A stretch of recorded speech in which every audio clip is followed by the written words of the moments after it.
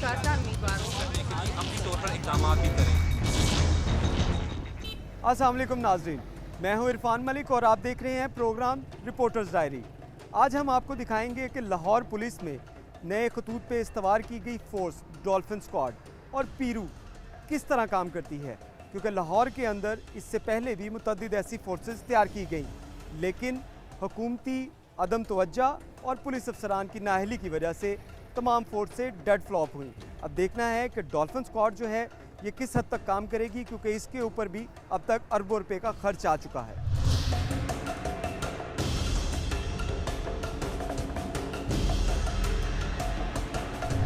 नाज़रीन, इस वक्त हम मौजूद हैं डॉल्फिन स्क्वाड के हेडक्वार्टर में और यहाँ पे आप देख सकते हैं कि पुलिस एहलकार जो डॉल्फिन स्क्वाड के जवान हैं वो यहाँ पे मौजूद हैं।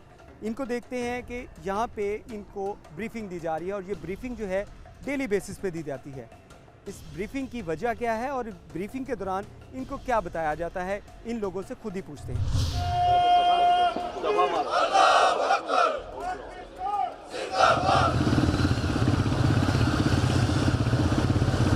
नाज़रीन, इस वक्त हमारे साथ मौजूद हैं डीएसपी हेडक्वार्टर शहजाद रफ़ीक अवान। इनसे पूछेंगे कि इनको किस किस्म की जो एहलकारों को डेली बेसिस पे ब्रीफिंग दी जाती है। अस्सलाम वालेकुम जी।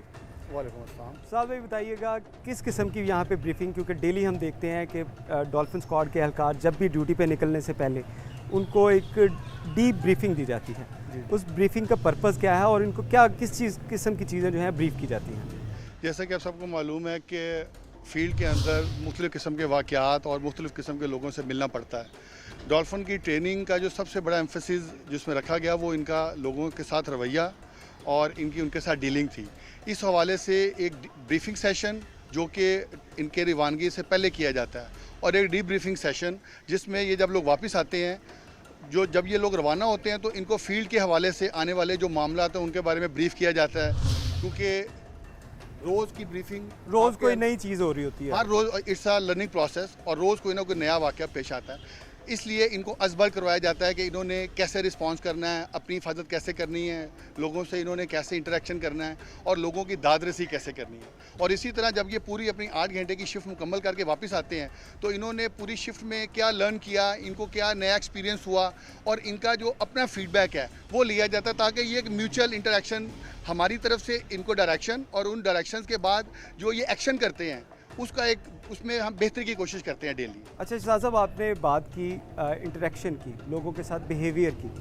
इसमें जो रवायती हम पुलिसिंग अगर देखें तो उसमें जो पब्लिक है उसको एक बहुत शिकायत होती है कि मिसबिहेव किया जाता है जो रवायती पुलिस के।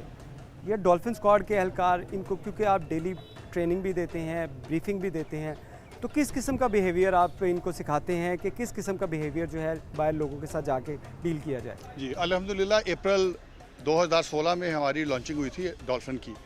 It's about 4.5 months today. 4.5 माह में अल्हम्दुलिल्लाह अवाम का जो इनके बारे में इमेज और इनकी पब्लिक डीलिंग के बारे में जो उनका फीडबैक है वो बड़ा मुस्बत आया है और इसके लिए मुख्तलिफ चैनल्स के ऊपर इनकी डिजिटल मॉनिटरिंग भी की जा रही है। इसके अलावा इनका जो सिटीज़न फीडबैक विंग्स बने हुए हैं, PITB उसको डील करता है, हमारे एसपी साहब मुजाहिद के ऑफिस में भी है, जिसमें वो तमाम कॉल्स जिनके ऊपर डॉल्फिन्स ने रिस्पॉन्ड किया हुआ होता है उनके कॉलर से इनका फीडबैक लिया जाता है। तो ये एक कॉन्टीन्यूस प्रोसेस है और मेरे ख्याल में अगर मेरे से बेहतर ये है कि आप अगर अवामुन नास से ऑन रोड, क्योंकि हम जिसको ओन करते हैं कि डॉल्फिन्स के आने से जो पुलिस का इमेज और जो अवाम का इम्प्रेशन था पुलिस के बारे में उसमें काफ़ी हद तक तब्दीली आई है और ये इंशाल्लाह एक कॉन्टीन्यूस प्रोसेस और वक्त के साथ साथ इंशाल्लाह इसमें मज़ीद बेहतरी आती है। अच्छा शहजाद साहब, ये भी चीज़ बताइएगा कि इनकी अगर आपने बात की मॉनिटरिंग की, तो इनका मॉनिटरिंग का प्रोसेस क्या है, किस तरह इनको मॉनिटर किया जाता है?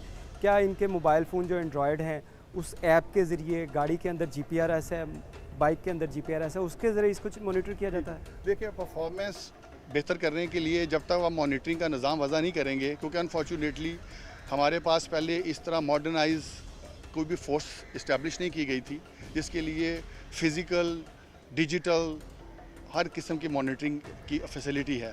इनकी बाइक्स में ट्रैकर्स लगे हुए हैं। ये लोग जब यहाँ से फील्ड से आउट होते हैं, ये अपनी फील्ड में कितनी माइलेज तय करते हैं, ये किस किस जगह पे जाते हैं, ये अपनी बीट में कितनी दफ़ा उससे इन्होंने एग्ज़िट किया है और इन्होंने वहाँ पे जितनी भी पेट्रोलिंग की है वो मॉनिटर है और हम हर रोज़ उसकी एक रिपोर्ट जनरेट करते हैं जिससे हमें उस टीम का पता चल जाता है। इसके अलावा इनके पास एंड्रॉयड फ़ोन दिए गए हैं जिसके अंदर ये जिस व्हीकल को चेक करते हैं ड्यूरिंग स्नैप चेकिंग, ये जिस पर्सन को चेक करते हैं उसकी तमाम इंफॉर्मेशन इसमें फेक एंट्रीज नहीं हो सकती। इसमें उस बंदे को जिसको चेक किया उसका आईडी कार्ड, अगर उसकी व्हीकल चेक किया उसके व्हीकल के तमाम पर्टिकुलर्स, और ये सारा फीडबैक डिजिटली खुद मॉनिटर हो रहा, तो उसमें किसी को ज़रूरत नहीं है, you can get that details with a single click.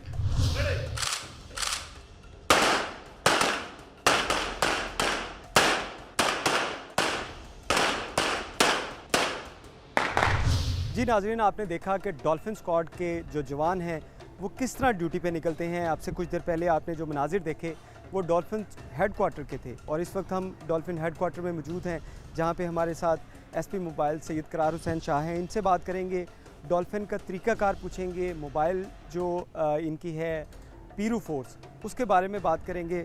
अस्सलाम वालेकुम। इरफान साहब क्या है? अल्लाह का एहसान। करार भाई, ये बताइएगा कि डॉल्फिन स्क्वाड जो है ये एक नई फोर्स लाहौर में इंट्रोड्यूस करवाई गई, इसका पायलट प्रोजेक्ट के तौर पे इस पे काम कर रहे हैं आप भी। इसमें बताइएगा कि इसका तरीक़ाकार क्या है, किस तरह ये मूव करती है, इसका पेट्रोलिंग का तरीक़ाकार क्या है, और इसने किन किन जगहों को टारगेट करना होता है? बेसिकली ऐसा है जी कि डॉल्फिन स्क्वाड का आपने खुद ही बता दिया कि इसकी एक बाकायदा एक मरबूत निज़ाम है, एक बाकायदा इसके स्टैंडर्ड ऑपरेटिंग प्रोसीजर्स हैं, SOPs हैं, और इन्हीं SOPs के तहत ये रोज़ अपनी तमाम ड्यूटी सर अंजाम देती हैं।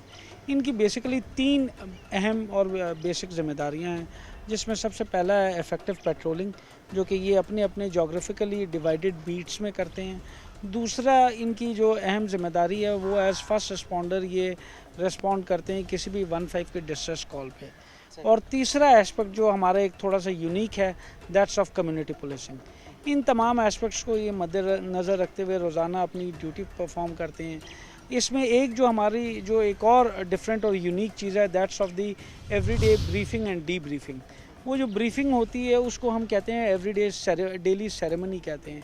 वो डेली सेरेमनी में ये होता है कि ये सेक्टर वाइज या डिवीज़न वाइज तमाम डॉल्फिन टीम्स एक बाकायदा कतार दर कतार ये लोग खड़े होते हैं, जिसमें जो आपके जो या इनके सेक्टर इंचार्ज या इनके डिविजनल इंचार्जेस या इनके शिफ्ट इंचार्जेस इनको रोज़ाना की ड्यूटी के मुतल्लिक, इनको इनके बिहेवियर के मुतल्लिक, इनको कोई भी सिक्योरिटी थ्रेट्स हैं, कोई भी सिक्योरिटी अलर्ट्स हैं उनके मुतल्लिक, या जो क्राइम एनालिसिस के जो रिज़ल्ट्स हैं उनके मुतल्लिक सारा उनको ब्रीफ़ करते हैं। रिस्पॉन्सिबिलिटीज़ के बाद ब्रीफ़ करने के बाद फिर बाकायदा ये तिलावत कुरान पाक के बाद ये यहाँ से आउट होते हैं और अपनी अपनी बीट्स में जाके ये लोग पेट्रोल। अच्छा, अब पेट्रोलिंग की आपने जैसे बात की, जब अगर 15 पे अगर कोई कॉल करता है जी, तो उसके बाद क्या थाने की पुलिस पहले रिस्पॉन्ड करेगी या डॉल्फिन या पीरू, इनमें तीनों चीज़ों में कौन सी जो है पहले रिस्पॉन्ड होगा इसकी तो तरफ? उसमें ये होगा जी कि जिस बीट में डॉल्फिन या पीरू है उस बीट में थाने की गाड़ी या बीट की गाड़ी उसमें वहाँ पे पेट्रोलिंग नहीं करती जी, वो that is an exclusively dolphin beat. तो वहाँ पे उससे रिलेटेड जो भी 15 की कॉल होगी वो जैसे ही हमारे 15 सेंटर में रिसीव होती है उसके बाद डिविजनल कंट्रोल को जाती है। डिविजनल कंट्रोल के पास इनका पेट्रोलिंग प्लान होता है जी सारा, it's already distributed over there. तो वो अकॉर्डिंगली अगर वो डॉल्फिन की बीट बनी या पीरू की बीट बनी तो वहाँ पे डॉल्फिन या पीरू ही जाएगी। वो पहले जाएंगे, वो फर्स्ट रिस्पॉन्डर के तौर पे वहाँ जाके जो भी सिचुएशन होगी उसे हैंडल करेंगे। वहाँ पे अगर किसी के साथ वारदात हुई है मुतासरा फरीक को वो लोग तसल्ली तशफ़ी देंगे, बुनियादी डिटेल्स वहाँ पे नोट करेंगे। फिर उसके बाद अब थाने की गाड़ी आएगी, आगे जो नेसेसरी जो लीगल एक्शन होगा वो प्रोसीजर जो वो थाना ही वो करेगा। थाने वाले। अच्छा, इसमें ये भी चीज़ बता दीजिएगा कि जो डॉल्फिन स्क्वाड है हमारा, जी। इनके पास किस किस्म के गैजेट्स हैं जो क्राइम फाइटिंग के लिए इनको दिए गए हैं? जी, इनके पास एक तो जो यूजुअल वेपन है वो बहुत अच्छी क्वालिटी के इनके पास जो हमारे ड्राइवर्स हैं उनके पास पिस्टल्स हैं, जो पीछे राइडर्स हैं उनके पास पिस्टल्स भी हैं और उनके पास स्मॉल राइफल MP5 भी है। इसके अलावा इनके पास वायरलेस सेट है। इनके पास मोबाइल जो है एंड्रॉयड मोबाइल है जिसमें लाहौर पुलिस का एंड्रॉयड ऐप भी है, जिसके तहत वो सारा इनकी पेट्रोलिंग मॉनिटर हो रही होती है। फिर इसके अलावा इनके पास in case of any problem telescopic button भी है। फिर और इसके अलावा जो मज़ीद हमें चीज़ें मिलनी होती है, ये चाहिए होती है ज़रूरी, वो इनको प्रोवाइड करते अच्छा हैं। करार साहब, एक चीज़ बताइएगा, जब ये डॉल्फिन स्टार्ट हो रही थी, इसका प्रोजेक्ट अभी पाइपलाइन में था, तो उस वक्त ये भी बात की गई थी कि डॉल्फिन को कैमरा लगाए जाएंगे, उसके शोल्डर कैम लगाए जाएंगे। वो हमें अभी देखने में नज़र नहीं आ रहे। क्या ये प्रोजेक्ट जो है वो आगे मज़ीद चलेगा या उसके कैमराज जो हैं वो उसको माइनस कर दिया वो गया? उसमें हमारा ये है जी कि कैमरास को माइनस नहीं किया गया। वो IC3 वालों के साथ हमारी कोऑर्डिनेशन चल रही है। देयर ऑलरेडी हमारी उनके साथ अरेंजमेंट है कि वो जो शोल्डर कैम्स हैं और इसी तरह पीरू की गाड़ियों पे वो जो डिफरेंट और विजिलेंस और मॉनिटरिंग के ऑपरेटर्स लगेगा, वो सारा IC3 के थ्रू हमारे पास आएगा। IC3 यानी कि ये तमाम जो प्रोजेक्ट है आपका डॉल्फिन, पीरू, ये सारा रिलेट करेगा उसके साथ IC3 के साथ? बिल्कुल। हम लोग ये जो डॉल्फिन और पीरू और जितनी भी थाने की मोबाइल्स हैं वो IC3 के तौर पे बतौर फर्स्ट रिस्पॉन्डर ये लोग अपना एक्शन करेंगे जी। बहुत शुक्रिया करार साहब। नाजरीन, आपने SP मोबाइल सईद करार हुसैन शाह की बात सुनी। अब हम ब्रेक पे जा रहे हैं और ब्रेक के बाद आपको दिखाएंगे कि डॉल्फिन या पीरू स्क्वाड 15 की कॉल के बाद किस तरह रिस्पॉन्ड करती है और इनका रिस्पॉन्स टाइम क्या है। हंगामी दौरों के साथ कारोबार करने के लिए अपनी तौर पर इकदाम भी करें। Welcome back after the break. Programme के इस हिस्से में आपको दिखाएंगे कि हम डॉल्फिन स्क्वाड किस तरह 15 पे रिस्पॉन्ड करती है। इस वक्त हम मौजूद हैं 15 की बिल्डिंग में, जहाँ पे तमाम जो कॉल सेंटर है, और इस कॉल सेंटर के अंदर आप देख सकते हैं कि काफ़ी जो अहलकार हैं वो लोगों की कॉल सुनने में मसरूफ़ हैं। SP मोबाइल्स भी हमारे साथ हैं, इनसे पूछेंगे कि 15 के ऊपर जब कोई कॉल आती है तो उसके बाद उसको किस तरह रिस्पॉन्ड किया जाता है। करार भाई, जब कोई भी बंदा 15 पे कॉल करे, किसी भी मुसीबत में 15 पे कॉल करता है, तो उसके बाद किस तरह रिस्पॉन्ड किया जाता है? पूरे लाहौर से कॉल्स आती हैं और उस इलाके को कैसे डिफ़ाइन किया जाता है? उस कॉल को रिस्पॉन्ड करने के लिए टीम को कैसे वहाँ पे मूव किया जाता है? अच्छा, ऐसा है इरफान भाई कि ये आप इस वक्त जिधर खड़े हैं ये हमारा 15 का कॉल सेंटर है, जहाँ हमारे कमोबेश 20 से 25 के दरमियान कॉल ऑपरेटर्स एक शिफ्ट में काम कर रहे होते तो ये 24 घंटे चलता रहता है? ये 24 घंटे हमारी 3 शिफ्टों में काम करते हैं और ये चलता रहता है जी। सुबह दोपहर शाम हम लोग इनकी कॉल्स, जो भी कोई डिस्ट्रेस कॉल होगी उसे यहाँ पे रिसीव किए गए। जब भी कोई शहरी 15 पे कॉल करेगा वो कॉल इधर रिसीव होती है जी। It is all an automated system, ये डिजिटली मॉनिटर्ड सिस्टम भी है। वो कॉल इधर रिसीव होती है, ये कॉल ऑपरेटर उनसे उनके साथ बात करता है, उनसे तमाम डिटेल्स नोट करता है, नोट करके इसमें ये सिस्टम में इनपुट करता है, उसका नाम, उसकी रेजिडेंस, उसके कॉल की नौइयत, और उसके बाद ये कॉल इधर से जैसे ही कॉल ऑपरेटर क्लिक करता है ये आगे हमारे दूसरे डिस्पैच सेंटर में चली जाती है। अच्छा, यहाँ से ये डिस्पैच सेंटर में यहाँ से डिस्पैच सेंटर में चली जाती है। डिस्पैच सेंटर से आगे वहाँ पे हमारे जो 6 डिविजनल कंट्रोल्स हैं वो कॉल फिर आगे रिले होती है 6 डिविजनल कंट्रोल्स में, और 6 डिविजनल कंट्रोल्स में वो डिविजनल कंट्रोल फिर बताते हैं कि इस पे whether it's a dolphin beat या पीरू की बीट है या ये फिर जो थाने की रेगुलर बीट है, और उसके हिसाब से वो डिविजनल कंट्रोल फिर आगे असाइन करते हैं कॉल को। अच्छा करार साहब, ये भी चीज़ बताइएगा कि पहले लोगों को एक बहुत बड़ी शिकायत होती थी जी 15 से रिलेटेड कि अगर वो 15 पे कॉल करते हैं तो रिस्पॉन्ड नहीं होता या उनकी कॉल अटेंड नहीं की जाती, उसका कोई तदारुक किया गया? बिल्कुल तदारुक किया गया है जी। ये हमारा ये जो नया सिस्टम है इसमें सारा रिस्पांस टाइम हमारा कैलकुलेट होता है। ये कॉल यहाँ से रिले होने के साथ और उसके बाद जो रिस्पॉन्डर यूनिट को जब कॉल उसके पास पहुंच जाती है उसके बाद वो टाइम कैलकुलेट होना शुरू अच्छा, ये हमें कोई दिखा सकते हैं कि आप किस तरह कॉल आपको रिसीव होती है? तो उसके बाद इधर यहाँ पे जैसे ही कॉल आती है इनके पास ये फिर कॉलर की आईडी, कॉलर का नंबर, की आईडी सारा ये फिर इनपुट करते हैं। इनपुट करने के बाद ये फिर वो जो डाटा सारा है उसे क्लिक करते हैं, वो आगे डिस्पैच सेंटर में। अच्छा, यहाँ पे आपके पास कितनी कॉल्स डेली की बेसिस पे आ जाती हैं और उसमें से कितनी कॉल्स जो हैं वो आपको प्रैंक कॉल जो हैं वो रिसीव होती हैं? हाँ, ये आपने वैसे एक बड़ा पर्टिनेंट सवाल है। ये हमारी राउंड अबाउट 5,500 से 6,500 के दरमियान ये रोज़ाना की कॉल्स हैं। ये डेली बेसिस पे 5 से 6,000 कॉल्स आपको रिसीव होती हैं? कोई बल्कि इवन 6,500 और से 7 के दरमियान हो जाता है। सही। तो इसमें से 90% कॉल्स हमारी क्रैंक कॉल्स हो जाती हैं, जिसको कहते हैं ना हम, जो झूठी कॉल या अब्यूजिव कॉल या जो बोल्ड कॉलर है वो कॉल करता है। तो राउंड अबाउट सिर्फ 10% से 9 to 10% कॉल जो होती है वो प्रॉपर पुलिस के रेलेवेंट कॉल होती है। वो कॉल फिर ये आगे जो हैं वो डिस्पैच सेंटर में रिले कर देते हैं। डिस्पैच सेंटर से वो आगे डिविजनल कंट्रोल्स पे अच्छा, इस इतना मिसयूज़ इसका सिस्टम का जी कि 90% आप कह रहे हैं कि कॉल जी। जो आपको जी। फेक कॉल जो है वो रिसीव होती है। जी बिल्कुल इस पे आप लोग क्या एक्शन लेते हैं, क्योंकि आपके पास कॉलर की आईडी तो आ जाती है, जी, कॉलर की बिल्कुल। आईडी आ जाती है, उस पे आगे फर्दर क्या कार्रवाई की देखिए जाती इस है? पे हम दो एक्शंस ले सकते हैं। एक तो एक्शन ये है जी कि हम डिजिटली ये यहाँ पे कॉल ऑपरेटर अपना जो शिफ्ट इंचार्ज है उसके नोटिस में दे देगा कि जी ये कॉल है, इससे मुझे 4-5 दफ़ा ये क्रैंक कॉल्स आई हैं तो इसको काइंडली ब्लॉक कर दिया जाए। नंबर 1 हम कॉल ब्लॉक कर सकते हैं। नंबर 2 उसके ख़िलाफ़ हम लीगल एक्शन ले सकते हैं टेलीग्राफ एक्ट के तहत। वो पुलिस कॉग्निजेबल है, उसके तहत एफआईआर हो जाती है। एफआईआर के बाद वो बंदा अरेस्ट हो सकता है। हमें यहाँ पे एक ऑपरेटर आपके नज़र आ रहे हैं जी। जिनको कॉल रिसीव हुई है, बिल्कुल इनकी कॉल देखते हैं कि आइए, किस तरह ये आप देख रहे हैं ना, इसमें ये इनपुट होता है उसका सारा डाटा, उसका नंबर आ रहा होता है। उसकी लोकेशन भी आपके पास आ जाती है। लोकेशन नहीं, लोकेशन ये पूछ के फिर उसको टैग कर देते हैं। अच्छा, उसके बाद उसकी टैगिंग की जाती है। उसकी टैगिंग की जाती है, उसकी कॉल की कैटेगरी के हिसाब से कि क्या एक्सीडेंट की कॉल है या कोई स्नैचिंग की कॉल है या कोई मर्डर की कॉल है, लड़ाई झगड़े की कॉल है, उसके हिसाब से ये फिर रेलेवेंट टैग उस पर लगा देता है लगा के फिर उसमें पुलिस स्टेशन भी ये लगा देते हैं सही, यहीं से कि उसको ये इस पुलिस स्टेशन का की कॉल है। फिर उसके बाद जो कैटेगरी वाइज सारा करके इनपुट करके ये इसके बाद इनको क्लिक करते हैं, ये फ़ौरन ही चला जाता है डिस्पैच सेंटर में।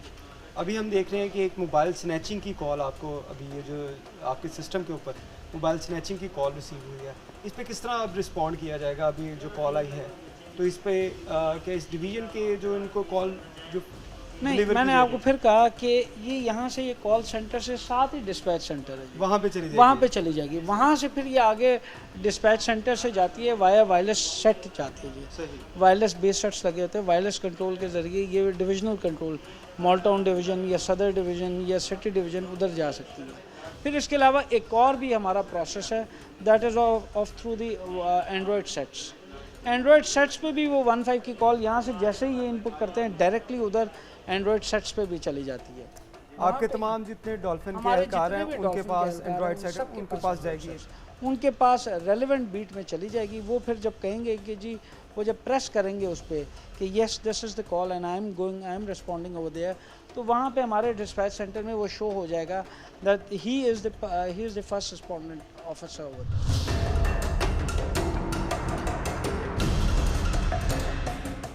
यहाँ पे अभी एक 15 के ऊपर जो मोबाइल स्नैचिंग की कॉल जो है रिसीव हुई है। अब हम देखेंगे कि पुलिस किस तरह इस 15 की कॉल पे रिस्पॉन्ड करती है और पुलिस एहलकार किस तरह जो रिस्पॉन्ड करते हैं, जो डॉल्फिन स्क्वाड के एहलकार।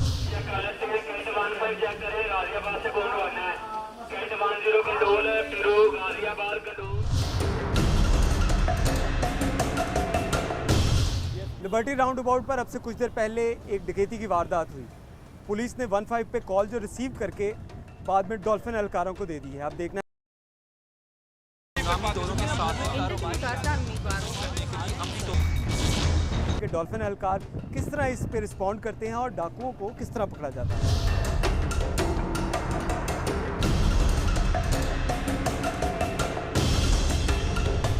आम आवाम पीरू और डॉल्फिन की कारकर्दगी के बारे में क्या राय रखती है, आइए आपको दिखाते हैं।